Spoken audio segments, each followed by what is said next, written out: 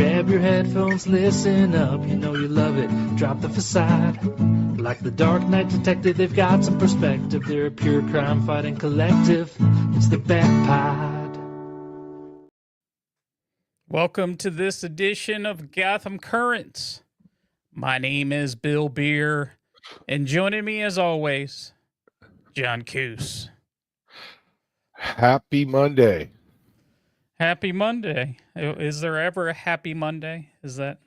There was a band called the Happy Mondays. I'm sure you're familiar with them. No, I've never heard of. Were they just out there in California? Is that where? No, they were out of Manchester in like 1990. I know you were all into the English pop scene back then. But it's all good. It is a happy Monday. Because I'm talking to you and doing this podcast. Yeah, we got some Gotham Currents tonight. And we're going to be discussing Batman 157, Absolute Batman number 5, Batgirl number 4, and Batman and Robin number 18. The Bat Pod is a spoiler podcast. Please read the comics we're reviewing so you can enjoy the show. All right, then. We're going to start off with Batman 157, the final issue of Chip Zdarsky's epic run. This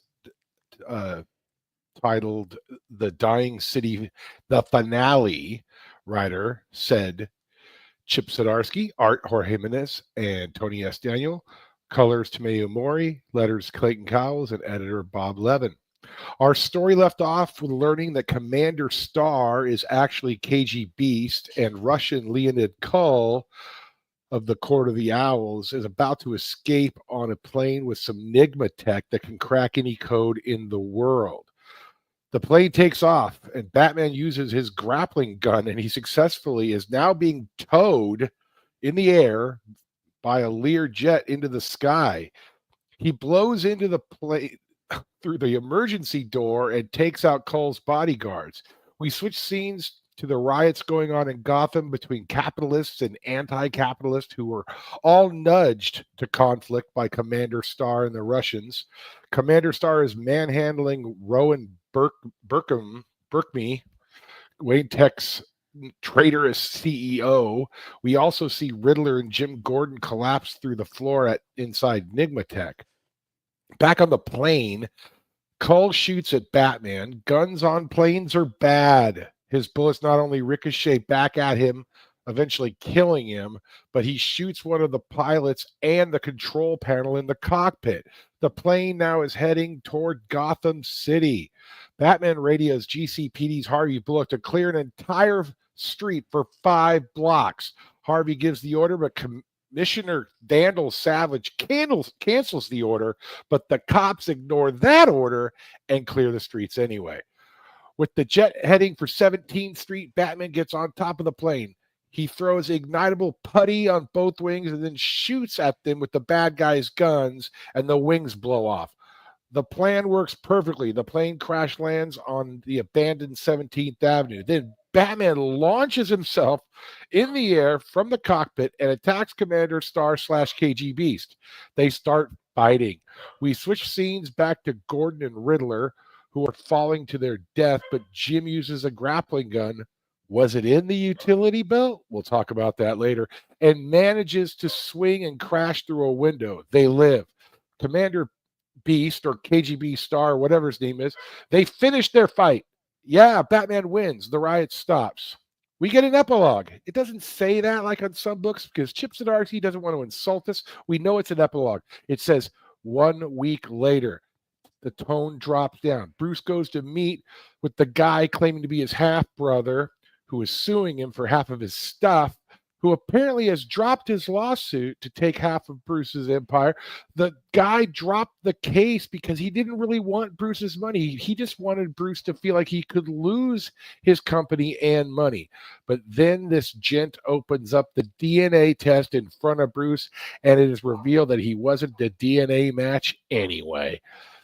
We also get an epilogue to the epilogue, a familiar scene of Batman and Jim Gordon on a roof. Jim feels guilty about killing Mayor Nakano. Batman says it was the Riddler who ultimately killed the mayor. But Jim says he killed the mayor even though the mind control glasses were broken. Batman says he was still under the influence of the tech. Batman tells Jim they will work through it together and that all they can try to do is be good men. Woo! Sometimes, Bill, runs of epic, even the best writers kind of end with a whimper. You're kind of going, okay, good job. You just wrote 60 issues of a comic and whatever. But I thought this ended really nicely.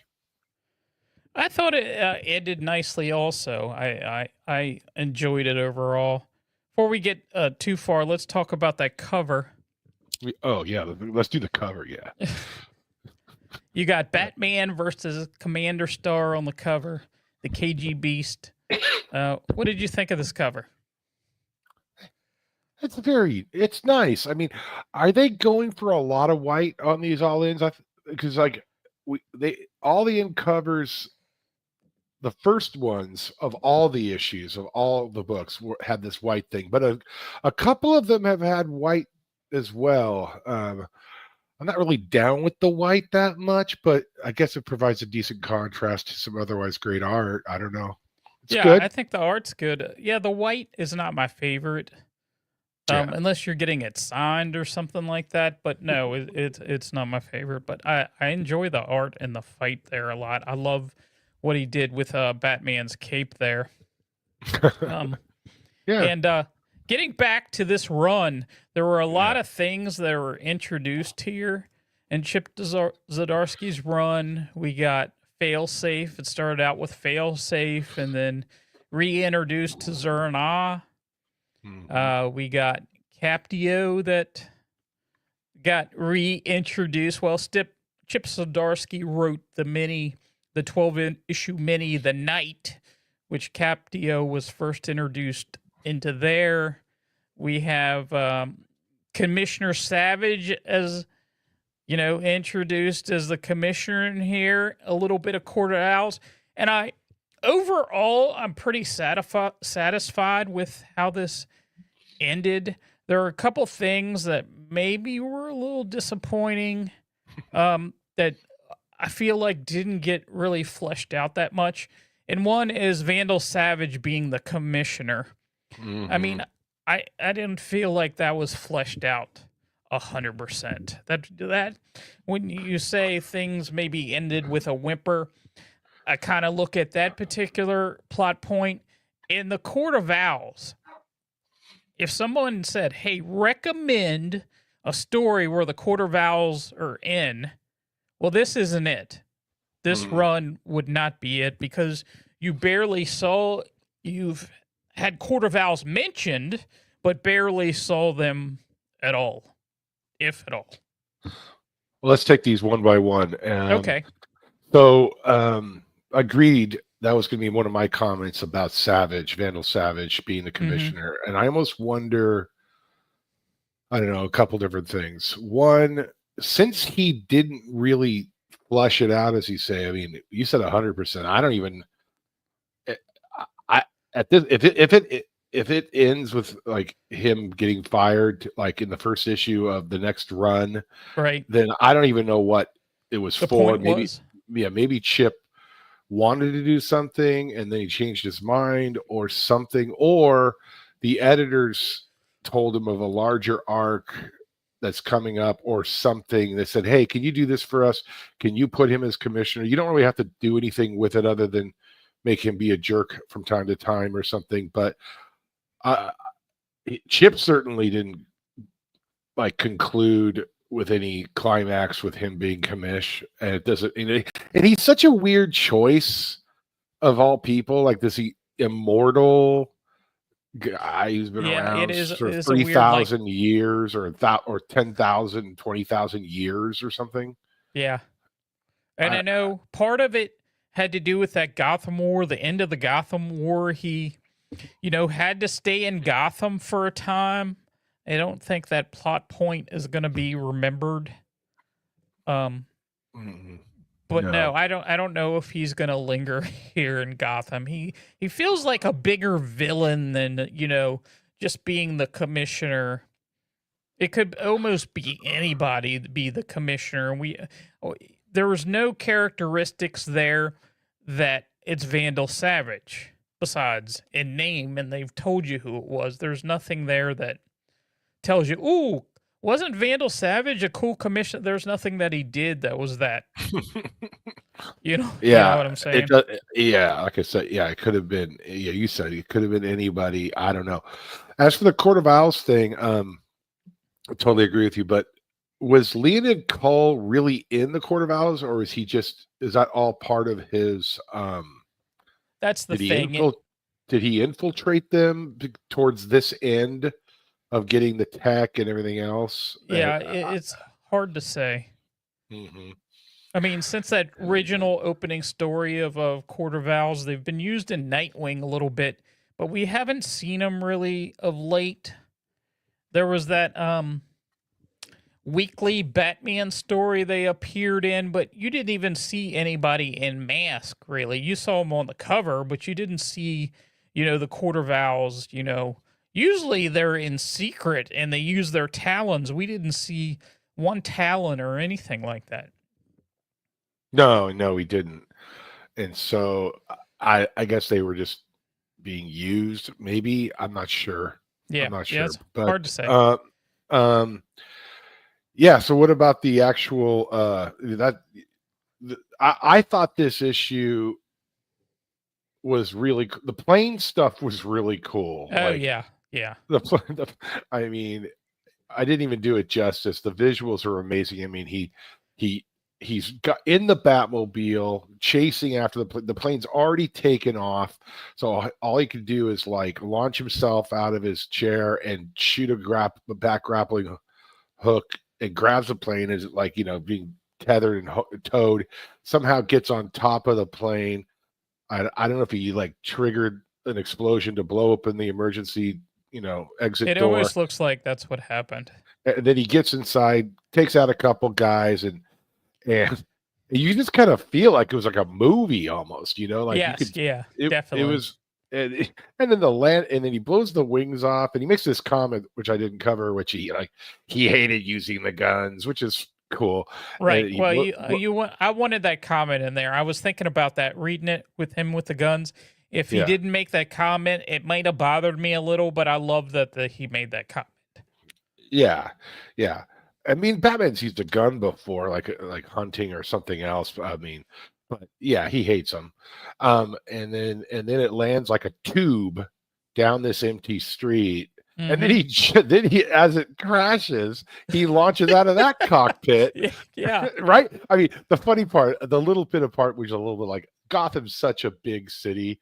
It just so happens that the plane is crashing towards blocks away from where Commander Starr is just happening to be, which is funny because like imagine Manhattan, or so you just like the right street, but right.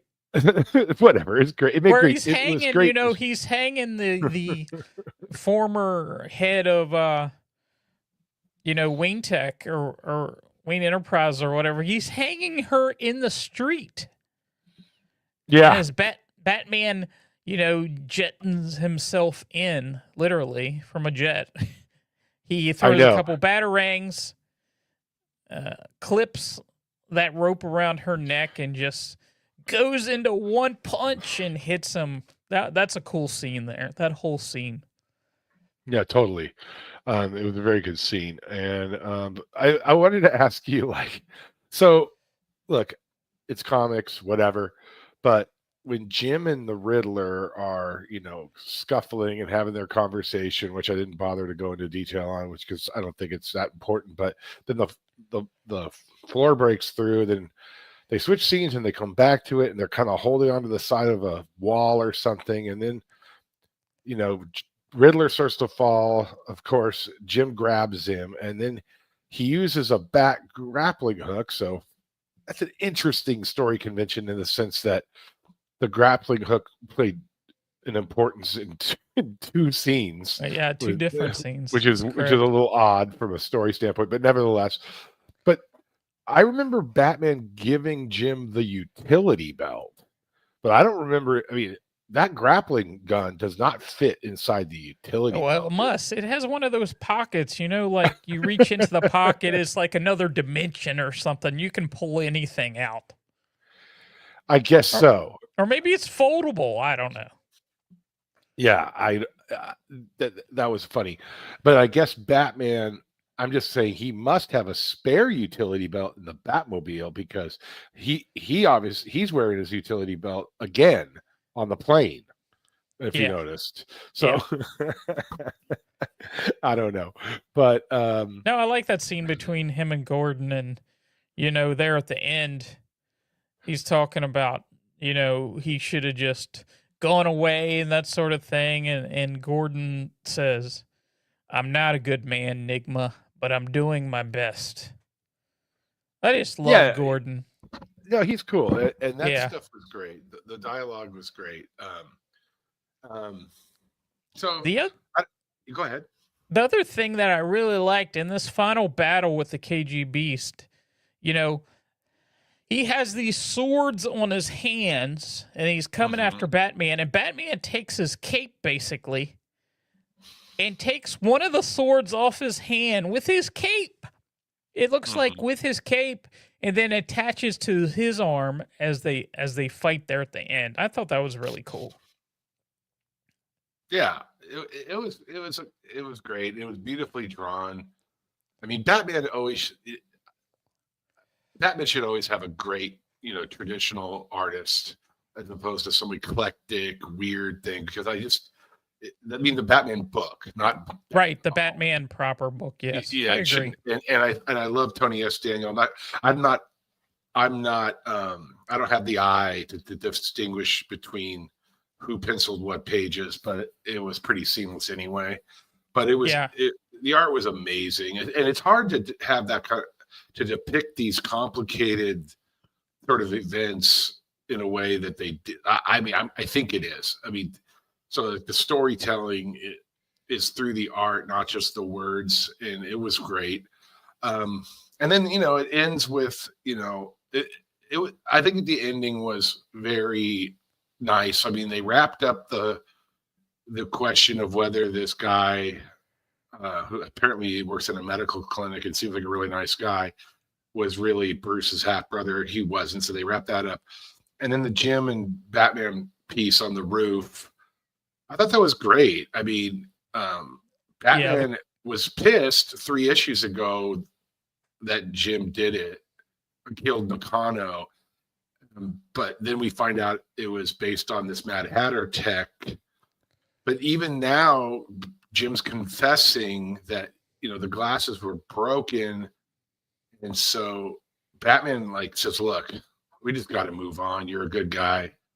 And you know what? You can't change the past, which is pretty cool. They've been through a lot, and yeah, he screwed up, but Batman's going to move on, which I thought was cool. Yeah, I like this conversation a lot where they're having coffee on a rooftop. Yeah. It would have been really cool if they started this run that way and kind of ended the run that way, but I like this a lot. And I also liked when we transition, and it was before that scene. He's talking to Leslie Tompkins, who looks very young in this for whatever reason. They've made her young. They've retconned her to be younger. Right. So he says to her, Jim is one of the best men I know. How do I look him the same way after this?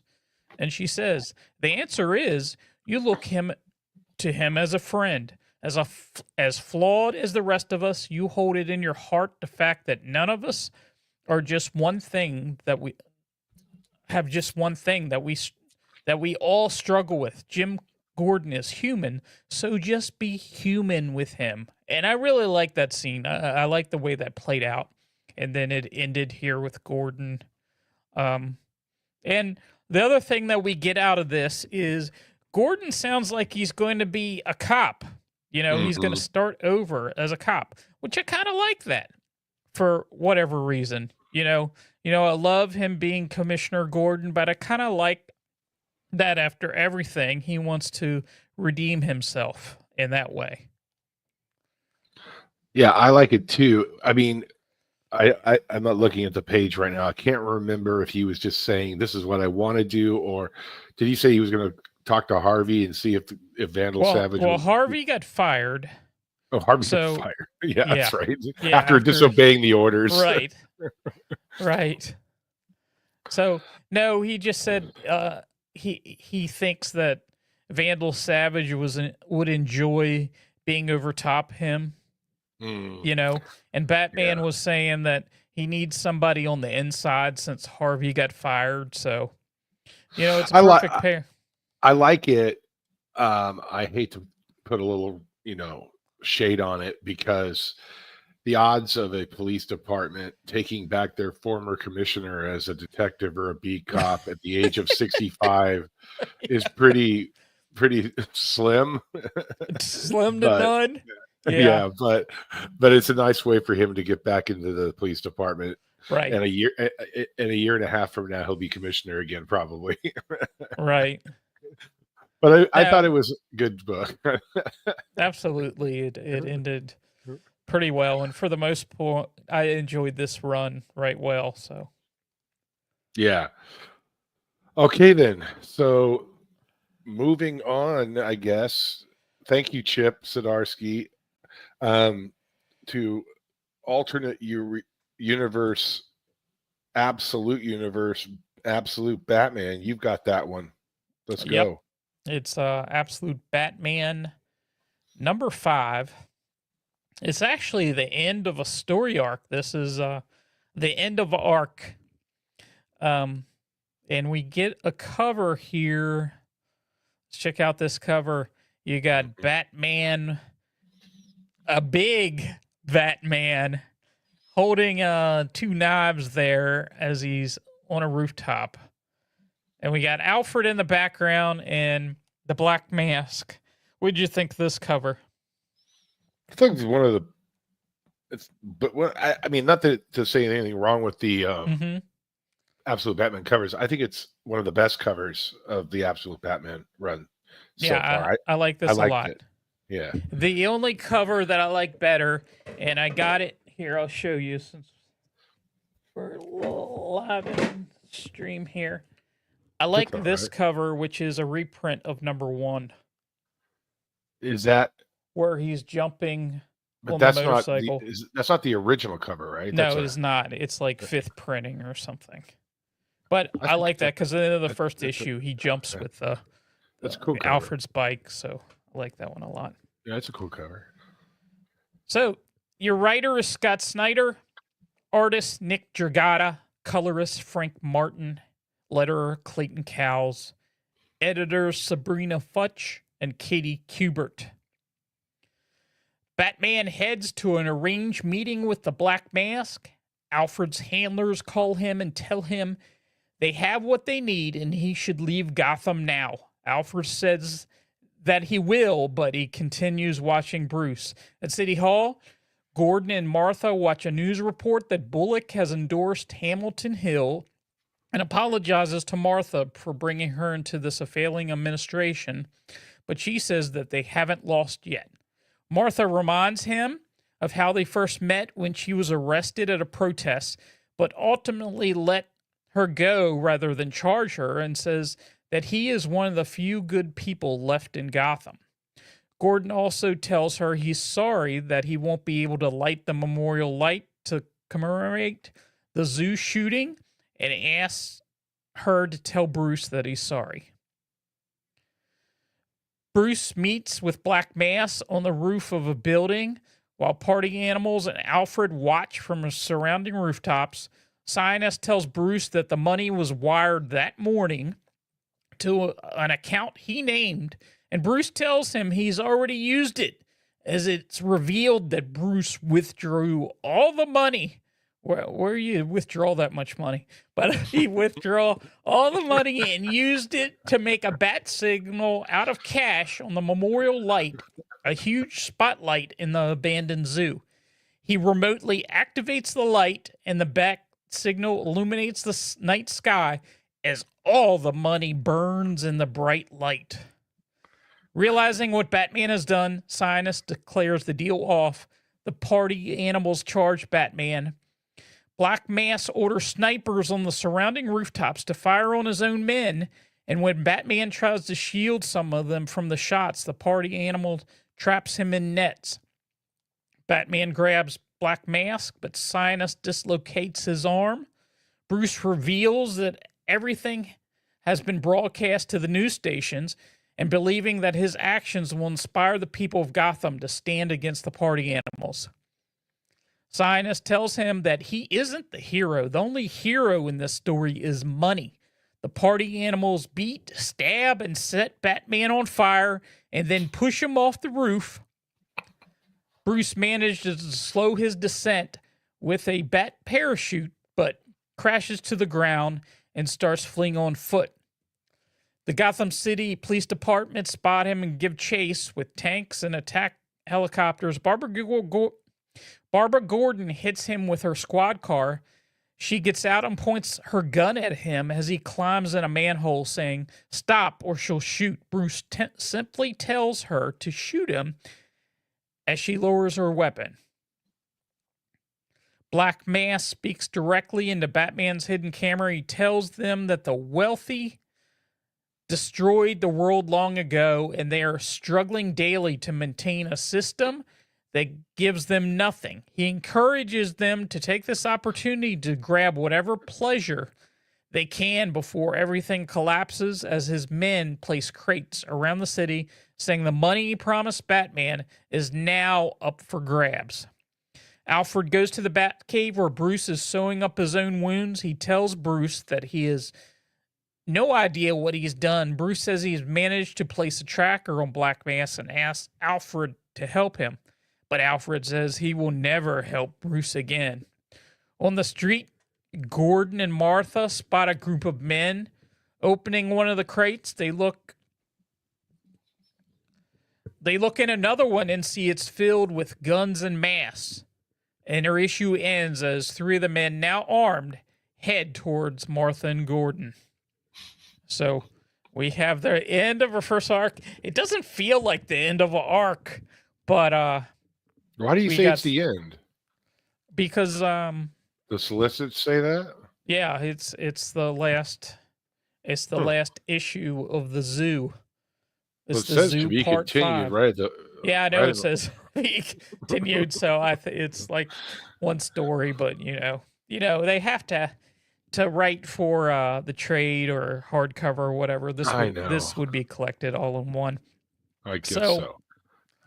Again, you know me, I am loving this.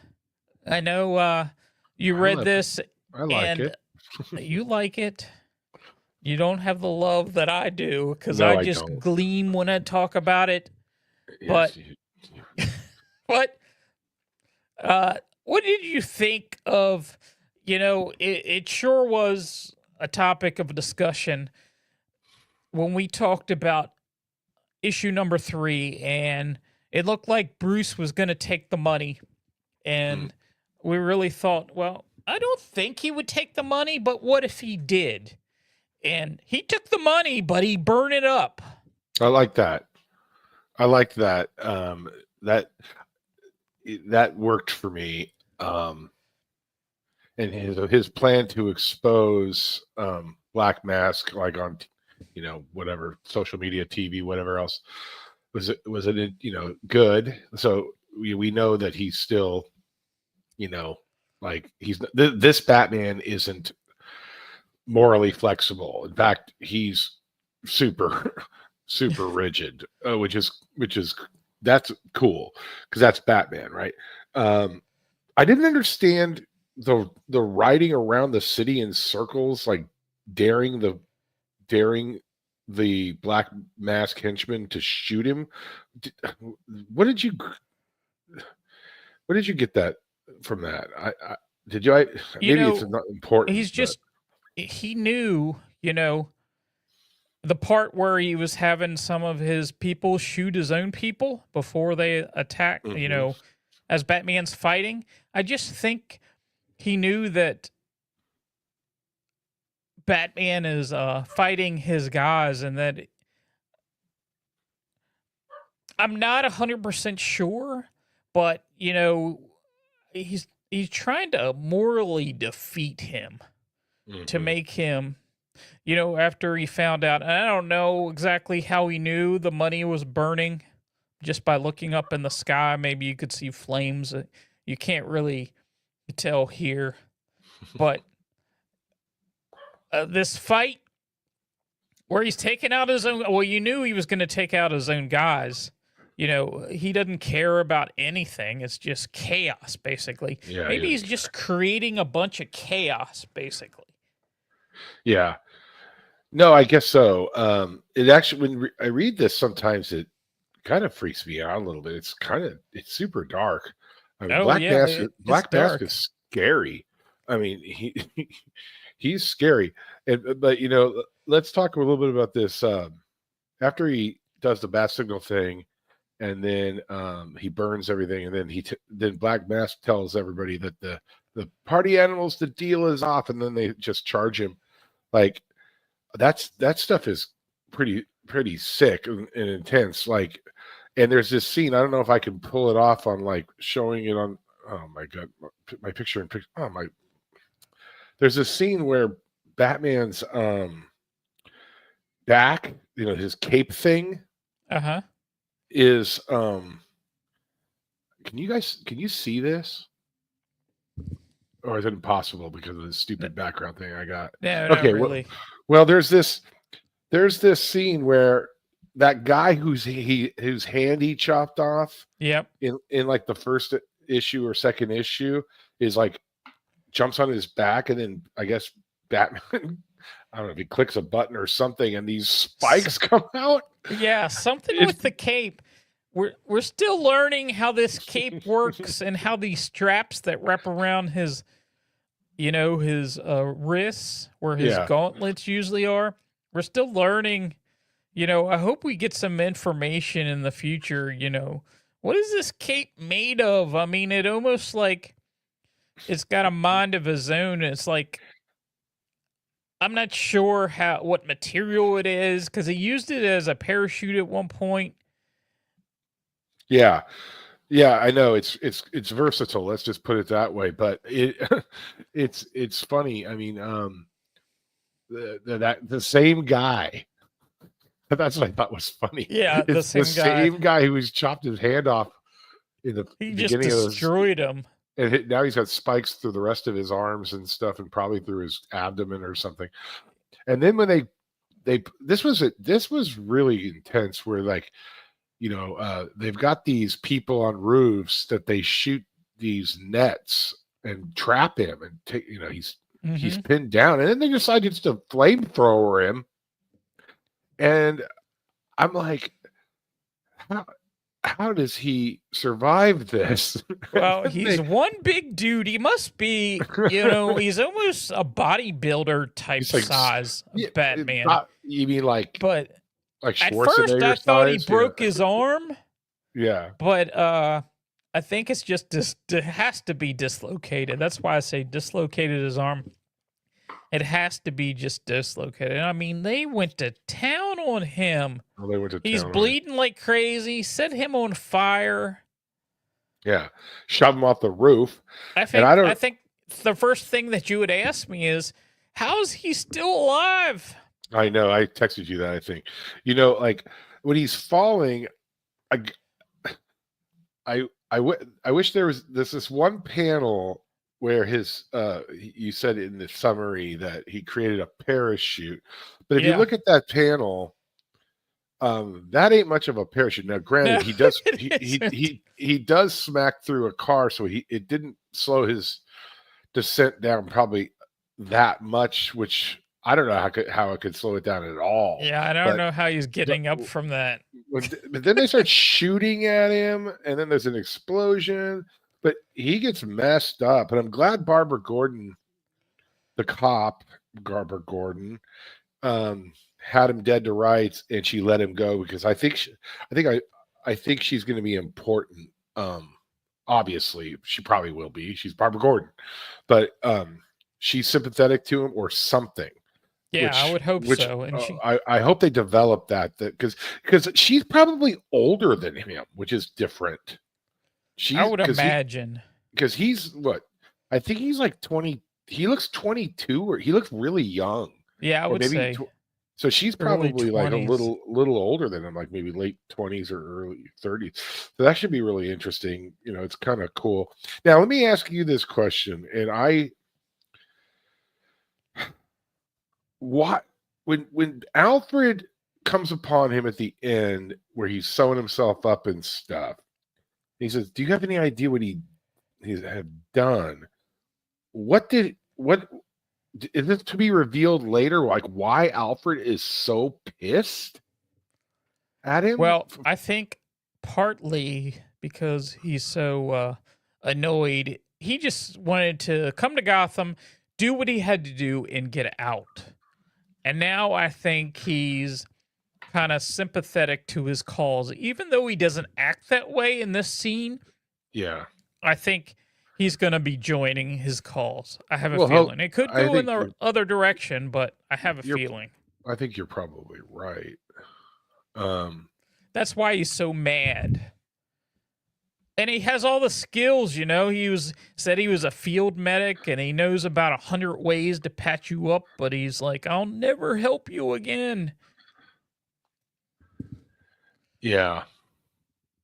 But he's got band-aids all over his body. His arm is wrapped, his ankle is wrapped, his knees are wrapped. But he's he's messed up. He's like Bane size. This isn't a Batman that we're used to seeing in the regular universe. He is a big dude. He's huge. He looks he looks like he's on Venom. Basically. He looks like Bane. So, and there is that flashback. It's just one panel, but I guess Bruce flashes back to the night that he was stuck there with the bats and got bit by the bats. Because it was mentioned earlier in the issue about that. Just his wounds made him think of that. Yeah. And then here at the end, we get, anybody who's anybody can pick up a mask and a gun and just start making chaos here. And Gordon and Martha look like they might be in a little trouble. Although I would imagine Gordon is packing. I just have that feeling. I would imagine you're right. Yeah. All right, cool. So what do you think of this opening, Absolute Batman? We didn't know what we were getting when this started. Mm-hmm. What do you think of, where we are at this point? I'm pretty satisfied with where we are, even though I didn't know what to expect from this. I'm satisfied. I like Elseworld stuff. Mm-hmm. It allows exploration into things that you can't do really in continuity, I guess, and stuff. And I'm good. I'm good with it. It's like tweaks on characters and like, is Jim really that good? No, he's not. I mean, they're all kind of, except for maybe Batman, they're all kind of like morally compromised a little bit here and there. And that's an interesting twist. And there's a lot. If you said you saw him or whatever, Snyder, like if he's got 5 years worth of stuff or whatever it is, great. Like why not? He can go in all kinds of different directions because he's not constrained by anything, right? Nope. Which is just fun. Like who's next? It'll be cool. So, and then when they start integrating them into this larger absolute world, they're going to have to come back to Darkseid at some point, which will be interesting to see how they play that. And then does he meet Superman? I guess he will, right? I mean, do we know there's going to be a Justice League, or do we not know? From what I heard from an interview with Snyder is that sometime this year there was going to be characters crossing over in other characters' books. books. It wasn't going to be an event, but there would be like maybe Batman and Superman cross paths in an issue or two. That would happen this year. And there may be, I don't know if there's going to be a Justice League book, or it would be, I don't know how they would do that with, these characters, but it would be some sort of team, I would think, that would go up against Darkseid. It'll be interesting, that's for sure. It'll be cool. All right, let's dial it down a little bit here and go into Batgirl. So, oh boy. All right. I'm sorry. I'm already tipping my hand here a little bit. So Batgirl number 4, which is Mother Part 4. Got the cover here. Not a bad cover, actually. Yeah, it's a pretty good one. No, it's simple. She bloodied a little bit. A little bit. Yeah. Yeah, looks cool. like she's. This is, yeah. Anyway, so we got writer Tate Bromble, artist Takeshi Miyazawa, inks Wayne Foucher, colors Mike Spicer, letters Tom Napolitano, and editor Jessica Burby. We last left our hero on the train, which she has been on for our last couple of issues, meeting in a train car with Nissa Al Ghul, Talia's sister, and her mommy, Lady Shiva, and other henchmen types. The weird part for Cassandra Cain is that supposedly she killed Nissa way back in Robin 148. There was a little asterisk there. I read it. Cassandra set off a car bomb with Nissa in it. We can talk about that later. I just wanted to verify it. So anyway, Nissa and Lady Shiva are teamed up against the Unburied.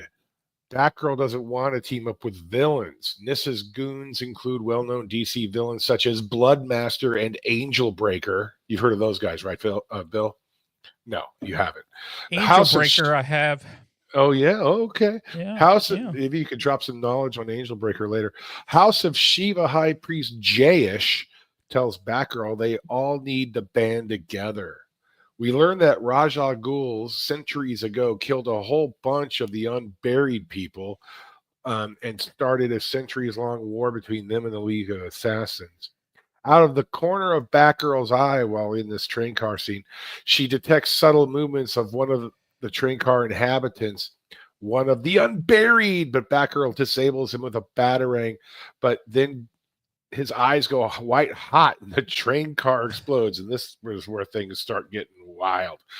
Shiva and Batgirl are thrown from the train, and then suddenly a couple of unburied Grand Masters appear with a squad of unburied goons. Then Batgirl and her mom and Nissa and her sidekicks all start battling the unburied guys. This fight wasn't going well for Batgirl and her friends, so Shiva and Batgirl fall back to a derailed train car. They have a 3-page conversation about some things, including Shiva saying she feels bad for raising Cassandra the way she did, to be a killer. Then suddenly one of the Grand Masters appears and says, "Found them! Ha ha!" They fight, but Shiva goes down, and Calden, the Grandmaster from the first issue, shows up and knocks out Batgirl. She awakens to an empty train car. Shiva's gone.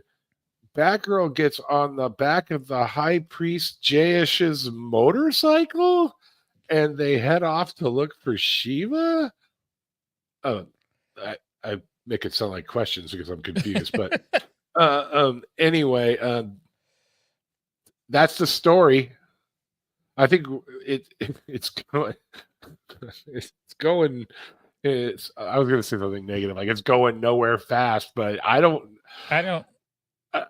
I mean, I don't know, man. I mean, let's go back to this thing. Okay. Did you have any background on this whole, like, did you look up any of this stuff, Robin? Did you go look up Robin 148 like I did? I did not. I didn't go that far into it, but I did, and I don't even remember this stuff because so long ago. But like, this looks like Cassandra Cain sort of became bad for a while, and she was like heading up the League of Assassins. Well, And I think she was brainwashed at some point, if I maybe remember she was correctly. brainwashed. Yeah, so I guess she killed Nissa Al Ghul to eliminate the competition of leadership or something. So maybe that's what it was. She wasn't lacking. I actually read like 5 issues and then gave up because like on Wikipedia and stuff, they don't even really cover much of this stuff. About like her killing Nissa, but she was definitely in a car and a bomb went off and Cassandra Cain took credit for it. So whatever. But I guess she's back as people tend to be. They didn't explain how she didn't die though, which I thought was funny. Like in this issue, they didn't bother to say like no, they didn't. They just mentioned it. I rolled out the passenger door before the bomb exploded, and then I went into hiding for 5 years or something. I don't know. Yeah, that's but all this stuff in the train car and this whole unburied thing with this blue flower thing, I haven't got my head around who's the aggrieved party here. Like, is it? Yeah, it feels like why are they so pissed at Lady Shiva? Well, because she used to be in the League of Assassins or something. I think it's Lady Shiva. It's anybody using they seem to have a claim on this blue flower. Right, this blue flower. And Lady Shiva looks like she uses this, has some kind of, it's the mystical blue poppy of the unburied monks, and that she uses it, and the unburied apparently has, copyright to all these blue flowers or whatever. And at this point, we're 4 issues in.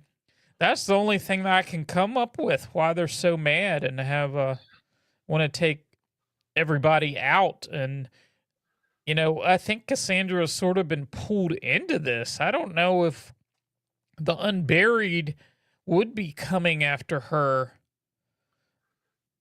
I just don't know. I don't know enough. We're 4 issues, a 6-issue arc, and we're really not getting enough to know what the heck is going on here.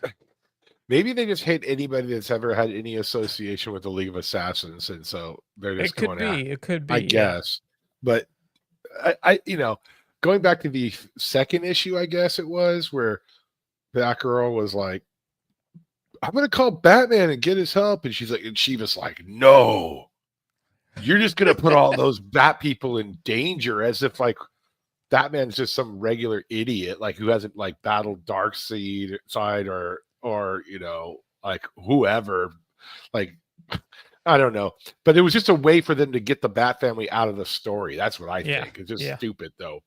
And then Batgirl comes back, and then in like 10 issues or some other crossover, are they to go, "Where you been?" "Oh, I was on a mission that was too dangerous for you guys." Like, what does that mean? I don't get that. And then this whole scene at the end, I mean, I was just like laughing as I was reading it, like especially the second time when I did my summary. I was just like, wait a minute. This guy goes white hot. It looks like the train car blows up. And then I guess everybody in the car survived because they were all fighting, 3 panels later against all these goons. And then all of a sudden, Batgirl and Shiva are like, run away. And then they go into this train car and have a conversation. and then this guys show up, and then the greatest fighter in the world, Shiva, gets taken out, which makes and then the best part of this is, so they're on this train for like what? I don't know, seeming like forever, like 3 issues or something. Yeah. It's like an issue and a half. Whatever. It felt like forever. And then like Batgirl stumbles out of the train car, and then that High Priest Jayish guy is there, like on his like motorcycle, which must Where have did he get a motorcycle? Well, you just must have had all their motorcycles in a different train car, I guess. And then says, "Get on that. We're going to get Shiva." And it's like, okay, all right, whatever. I mean, I don't know, man. I don't have much else to say about this. I hope. Yeah, I'll tell you something that I really liked in this. Okay, good.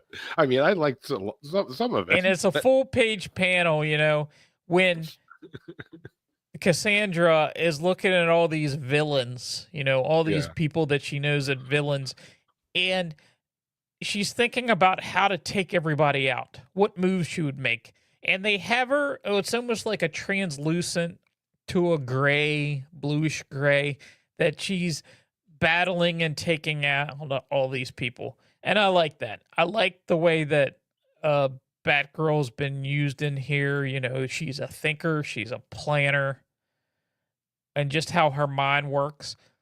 Mhm. Where this story is going, I couldn't tell you. I have no idea. We're 4 issues in, and I just don't know where it's going. If anybody out there is enjoying this, I'm glad somebody's enjoying it. I just don't know what's going on. Yeah, I mean, yeah, me either. But she's a member of the Bat family in good standing. We had to cover it. We had to cover it. But it's not. I mean, we'll see where it goes. Yeah. But okay, let's move on to we're talking Batman and Robin number 18. 18. Okay. We get a cover here of it says Fall of the House of Wayne, and you get Damian and Batman standing in front of like the city. What did you think of this cover? The only thing I don't like about it, I mean, I think I mentioned it in the last episode of our podcast, where like it seems like they go back and forth with this look with Robin on. I don't like that sort of Teen Titans Go look on his. Okay. That's the only thing I don't like about it, because and they don't even stick to it all the time, which is really weird to me. Like there's well, they kind of do, but I don't know. It just feels weird to me that he looks that way. But other than that, it's fine. It's fine. It's a good cover. Yeah. What did you especially love it or something? No, I'm not saying that I loved it, but I thought it was good. I mean, it was okay. Yeah, there's not really any action. They're just standing in shadow, and Batman looks kind of brooding, and Robin looks like he's angry. And yeah, well, they're not doing so well right now. No, as we'll get into. So your writer is Philip Kennedy Johnson, art Javi Fernandez, Carmine Di Domenico, and Marcel Mahalo. Letterer Steve Wands, editor Ben Abernathy. And still dealing with the effects of the Gravedigger's Poppy. Batman joins Red Hood at Penguin's Royal Hotel and intervenes in a mob war between Penguin and Tiger Shark's forces. The Gotham City Police Department is also on the scene, and Batman directs Red Hood to move the wounded into the hotel and jams all wireless devices. The police argue with Batman and threaten to take out any vigilantes also. At Gotham University, Larachek and Robin infiltrate Scarecrow's old lab. Robin finds a monkey that Crane had experimented on.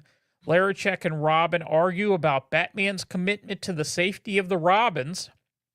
Robin examines the monkey more closely and finds evidence of recent experimentation, as well as indication that the lab has been used more recently by someone other than Scarecrow. We learn that Professor Bly was tried and convicted of the Memento murders and died in a psychiatric hospital. Suddenly, a heavy bookcase falls on Larachek as a shadowy figure flees the lab.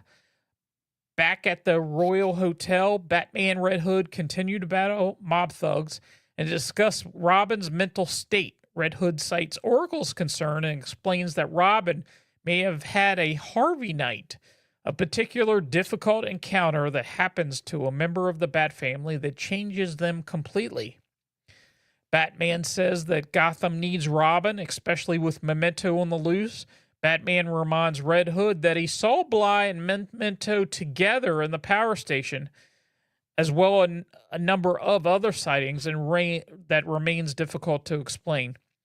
Red Hood tells Batman that neither Robin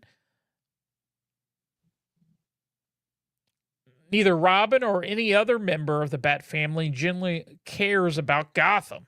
They crave Batman's love and approval. Batman sees a terrifying vision of a dead Robin, Memento's monstrous grip. He shakes it off and rescues the Red Hood.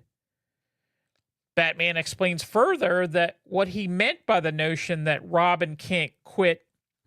Unbeknownst to Batman, Robin is listening in on the comm. Batman explains that the League of Assassins damaged Robin so thoroughly he is not capable of living a normal life. He thinks Bashar is connected and says that based on all the usual metrics, Robin is unmarkable at best. At this, Robin removes his earpiece. He does not hear Batman's next words. Damian stands to be the best of us. He did not come to Gotham to be Bruce Wayne's son. Batman is afraid that without the mask, he will lose Damian. Red Hood departs, but not before stating to Batman that if he let Jason quit on his Harvey night, he might have escaped his fate. Batman meets up with Robin out of uniform and tells Batman his plans. He's going to catch Memento and then retire as Robin. So we got another addition here. The Red Hood. Now, real quick, the Red Hood in here, Jason Todd, we saw in a detective issue where he had white hair. Mm-hmm. In here, it's only like the tips of the front of his hair. Right. What's going on? And his uniform, too, is kind of a little different, too, isn't it? Well, he doesn't have his hood up. Well, he has it up at one point, and then it comes down as he's fighting and that sort of thing. I guess it's just the artist's interpretation, basically. You know, yeah. I mean, this issue explores. I mean, I think I said it before, and I tend to repeat myself. Is that the Memento story is less interesting to me than this stuff going on between the Bat family members, Batman and Robin. Now Jason's there too, and all this deep stuff about like you mentioned in the summary, like Jason being really thoughtful about. They don't care about Gotham. They care about you, Batman, which is like, wow, ding, light bulb. That makes sense. They crave his approval. They crave more than they want to, fight crime or whatever else. At least in the initial years. I mean, I don't know if that's a broad brush statement that includes even Nightwing, but I don't know. Yeah, probably. I guess if you think about it, they seem to. They always come back to him, even when he seemingly disappoints them or whatever else. I thought that was pretty cool. And then this whole is this the Scarecrow effect where Batman sees Jason as the blown up Jason? That panel. Yeah, it's this Gravedigger's poppy toxin. He still has the effects from that.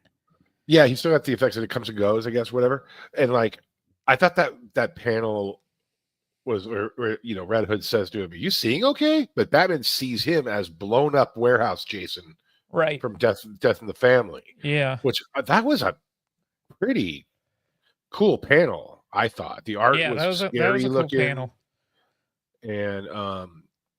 And all this stuff about the relationship, and I like this whole interplay between the French detective Lautre, or whatever her name is, and she's questioning. It's like, here we go again. The theme of why does this man put these children in danger theme. Right. The question that nobody seems to ever ask. And you mentioned here a moment ago that you're enjoying this interplay between Red Hood, Batman, what's going on with Robin. And I do agree. I think that's the most interesting thing that we're getting here. We're getting a lot of Damian Wayne, which we've never really gotten this deep before on some of his motivations, what Batman thinks his motivations are, and what direction we're headed with him as Robin. I just think it's super interesting that we're going here, and it's like nothing that I've seen before as far as Damian goes. And you know, the Red Hood and Batman really need to have a talk, and they seem to be talking more than they ever have, you know, as far as talking about Robin, because I think they have a lot of issues. Because it's been shown in the past. Yeah, it's been shown in the past that they don't exactly see eye to eye. I think at the beginning, you know, with the Red Hood, it's like, why didn't you take out the Joker? You know, we visited that Robin Lives storyline and that sort of thing. So I like this run a lot. Well, But I think it's. Oh, go ahead. Sorry, finish your thought. Yeah. I like it a lot, but the Memento stuff is not quite as interesting. I'm interested to see where it goes, but that's not the number one thing that when I pick up this book and read it, that's not the number one thing for me. Yeah, me either. It's funny when we first started. I mean, I read a lot of these. I think I read everything going back to issue 1. I think as a homework assignment from you before we started covering it. I like it more now. It's the same writer the whole time, right? It's been the same writer since I believe 14. Oh, 14. Well, it was Joshua Williamson early on. Oh, okay. Well, This is good. This is getting better and better, and the art's really good. I just don't like the goggles. I guess I don't know that. That's the only thing I don't like. But the this whole scene about with at the end, and that last panel is drawn so well of Bruce looking perplexed that Robin wants to quit. And he's got his little monkey friend, which I think. Do you think? I mean, is that going to be a? It might be. Is he going to be the Bat Monkey going forward or something? Maybe. You know what's funny about? I just thought of something funny. When I read that Robin 147 to look at, or whatever it was, 143. I can't remember what number it was. I think it was 147. Where that Cassandra Cain supposedly killed Nyssa. I just kept reading that arc, and there's this scene in it where she's trying to get Robin to join her, Tim Drake, Robin, to join her. And she, at one point, she even captures David Cain, her father, and puts a gun in Robin's hand, says, "Join me by killing my father," and all this stuff. But she's kind of monologuing at him about why the Bat family's so screwed up, and how Batman's all he does with Robins is they're his they're his target because they're all wearing bright colors. And Cassandra Cain's just why do you think you're in yellow and green and red? While he's in black. And maybe this woman, whatever her name is, she's kind of I mean, we've had so many books cover this topic in just a span of the last 4 months, and I'm okay, we got it. Bad editors, stop talking about how bad Batman is with when it comes to teenage sidekicks. It's getting old. We already know. We know. He's not going to be Father of the Year. So yeah, and this Red Hood stuff is cool. I don't dig his look, even with the little unexplained. Maybe it was. I didn't finish that funky Red Hood mini. I don't even know if I read it. Maybe he dipped his hair in some bleach or something. I don't know. Remember when it was teased that he was coming back in the Hush arc, and he had streaks of white through his hair? Yeah. It sort of reminds me of that look for whatever reason. I don't know. We'll see. And I hope Larachek sticks around because, well, I mean, it's obvious that she's going to figure out who young Jack is. And Damien even says it here at the end. Said, if she hasn't already figured it out, she will. Yeah. Which he looks a little surprised. Maybe he's more surprised to see Damien and what he says to him. So, where did you go? Why are you bandaged? Who's the monkey? yeah, because they didn't really have a discussion of what they found there. Well, I mean, he briefly, it's. I don't Maybe know. she'll become commissioner. That would be cool. Maybe. I like her too. I like the character too. I just don't know how old this woman is, because she did look older than Bruce. Well, she's slightly older than Bruce, and what is he, like 30? Who knows? No, Who knows he's ages? not 30. He's not 30. Oh, come on. Why would 32? he be 30? If he was slowing down in the detective arc, you don't slow down at 30. You slow down at 40 or 50 or something. Well, he's not that old. Don't tell me he's that old. He has to be 40. Don't you think? I'll give you 35. I'll give you 35. Okay. Okay. DC Universe time runs differently for some reason. So wait, if he's 35 and Damien's like 14, that means he hooked up with Talia al Ghul and he was like 21? That doesn't make any sense. It's hard to tell. You never know. He may be 38. Okay, you got me up to 38. He's 40. Anyway, whatever. It's cool. Yeah. That book has actually grown on me a lot. I don't know. I wasn't loving it like 4 issues ago or anything. I think the writer's getting into a groove. Yeah. It's cool. Yeah, I have to say, I've enjoyed this. I just said the first issue was kind of okay. I don't know where he's going with this, but I like what he's doing. The Memento thing. I don't know how long that's gonna go. Do you think? I don't even understand it.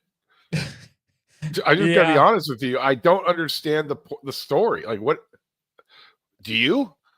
Like, he's recreating past events, past murders, and he uses this thing to a poppy thing. The Gravedigger's poppy, and it's obviously wasn't Professor Bly who was convicted of the Memento murders. It's obviously not him. That guy died. It's somebody else. I don't know if it's the same person that was, it feels like it was 20 years ago or something. Well, what's going to happen. I think there's a little bit of foreshadowing at the end here too with this Dr. Bashar thing. Yeah. Like he's going to take what, Damien under his wing or something. That's going to go well. That's what it sounds like. That'll go well. I'm sure of that. Yeah. He's probably a villain. He's probably this Memento guy. Yeah, he's probably that. There you go. All right, cool. Probably well, that was some good stuff. Yeah. So we are wrapping up this episode. We have, what do we have next? We have Detective and Nightwing, Batman, Robin, Year One, and then we're gonna do a Two-Face. Yeah.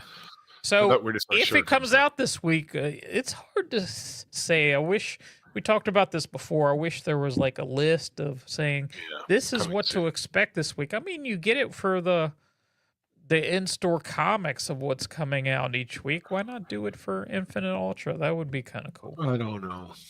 So it's a bummer, but it does create an element of suspense, though. It does. It does. On Wednesdays. I think really weird because some weeks, I think like last week, it's like, wow, like 9 books came out, and they're like, yeah, and the week before it was like there was nothing. There was a bunch of reprints, basically. So we can't talk about it here because I think we're going to add. Let's just go on the record.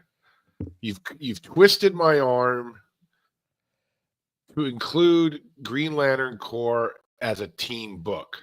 into DC Currents, and I was resisting it because it's like the Green Lanterns. It's not like a just, where you have like this whole weird eclectic mix of people that have nothing to do with each other. It's the Green Lanterns, but because it was so good, Yes, it was so good. I thought so too. We're going to cover that on the DC Currents because Okay. especially and that last panel. We'll leave it there for now. Oh yes, Ooh, that was pretty gosh, cool.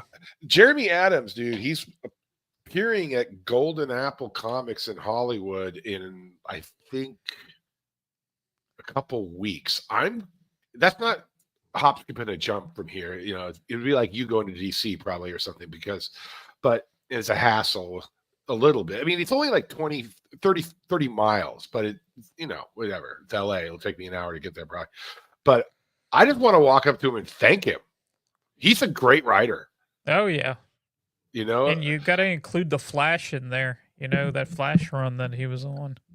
Oh yeah, he's great. Joshua Williamson's pretty a close second in my opinion. Taylor's awesome, but I'm loving what's going on in DC right now generally though. And, yeah, I have to agree. I bet. I just want to I'll just buy something there and have him sign it and just pay him just to support the guy because right. It's like, you got to, right? I mean, yeah, they're not like, I mean, they probably do okay, but they wouldn't be doing these signings in weird places like LA or Baltimore or wherever if they were like rolling in cash. So I want to support the guy. So I'm going to go check out. I think I'm going to go check out Jeremy Adams. I'll report back here if I do. Okay, very cool. I don't think I've ever done that for a contemporary guy. Oh, really? Yeah. I mean, most recently have done it a few times just because Annapolis, Maryland is like an hour away, and we have this comic shop. It's Third Eye Comics. Mm-hmm. And it's pretty cool. They have the guys come in, they sign for like 2 hours or whatever it is, and but it's cool. Scott Snyder was pretty cool. Jason Aaron, who I forgot to mention, Jason Aaron also does Absolute Superman. When I was talking about him the other day, but Chip Zdarsky is coming by. I don't know what Chip Zdarsky is writing as far as DC goes coming up, but he's in there in April. Snyder's actually going again here in a few weeks that I might be going back. It's when the release of Absolute Batman #6 comes out, so that's kind of cool. And they going back to the same shop. Yeah, is that the one that was like a giant warehouse, like an amazing place? Yeah, okay, maybe that must be. It's like a famous shop. Yeah, it's probably the biggest one around. The biggest one I've ever been to. Not that I've been to a ton, but it is a nice size. And then they have the writer, and I can't think of his name off the top of my head, but the writer for Absolute Martian Manhunter is going to be there also. So doesn't it look like they're putting together the Justice League? It almost looks like it. I mean, you got Green Lantern coming out, and Flash is next week. Gets released in the stores. Absolute Flash, Absolute Wally West. So that should be pretty interesting. Do we know if there's going to be I think Absolute Aquaman? You would think, but nothing. You would think. Nothing's been announced as far as Flash and Green Lantern here. So and Martian Manhunter was listed as a mini. So we will see. But I've heard good things about the Martian Manhunter book. People that got preview copies are saying this might be one of the best of the year, but I don't know. Who are these special people? I don't know. Guys on the street, Okay, yeah. Yelling about comics on the street. You don't have those people out there in California? Just on the street, like out here, like just out, like walking to somebody and go, "Hey, I got the preview issue of Martian Manhunter." Dude. Right, those guys. They're probably out there. I need to find them. Yeah, need to find them. So, okay, cool. We'll get out of here. All right. So, thank you for staying current with Gotham Currents. We will see you later.